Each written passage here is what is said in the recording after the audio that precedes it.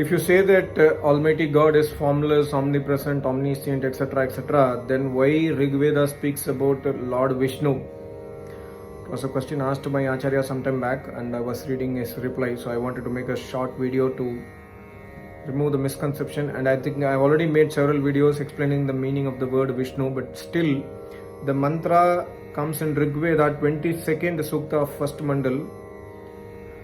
Om Tad Vishnoho Paramam Padam Sada Pashyanti Suryah Diviva Chakshura Tatam.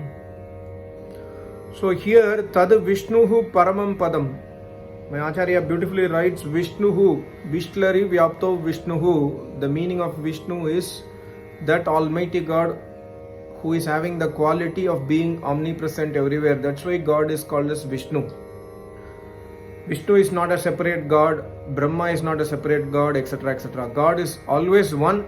His names are different based on the qualities. Paramam Padam, supreme stage.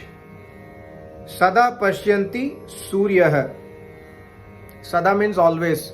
Pashyanti means see or realize. Suryah. Surya means yogi. Kaha eka ki charati. There was a mantra in Yajurveda.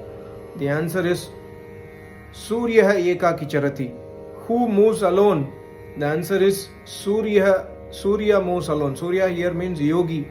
Yogi is always alone. So Sada Pashyanti Surya means that Almighty God who is omnipresent, who is in the supreme stage, He is the Almighty. That Almighty God is realized or seen only by yogis who has attained Samadhi. That too, yogi after doing intense Ashtanga Yoga Tapasya for so many thousands of janmas and years, and who has done Adhyayana of Vedas. Veda Adhyayana he has served several Rishi Munis in the various janmas. At one stage in life he attained Samadhi. And then after attaining Samadhi, he realized Sada Pashyanti Surya, that yogi realizes the omnipresent God, that God is within me and God is everywhere.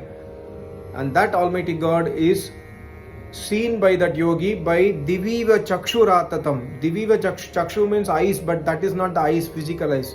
It's a realization. It's giving a poetic language here, a divine language. Diviva means divine eyes.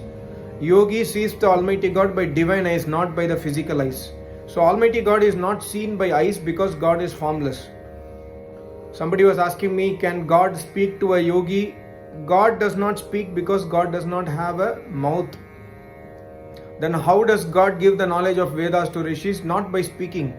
God gives the knowledge to the rishis inside, because the rishis are Jivatma. God is present, omnipresent. So God is within Jivatma also.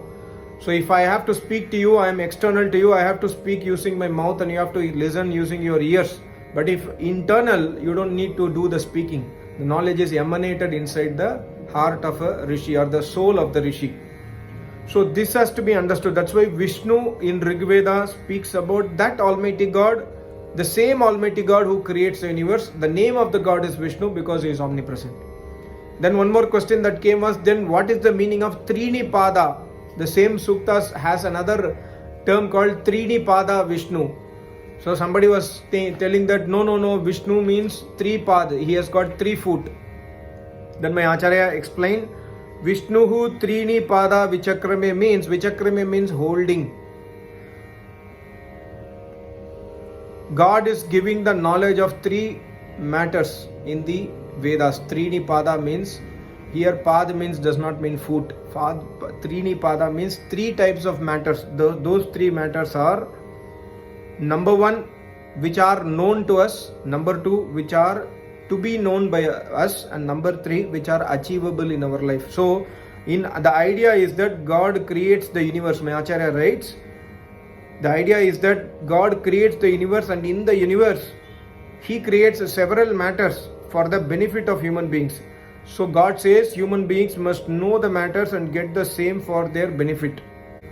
My Acharya says, I mean there are not 3 footsteps of Almighty God, God being formless. So Trinipada indicates these three matters which are known, which are to be known, and which are achievable in our life.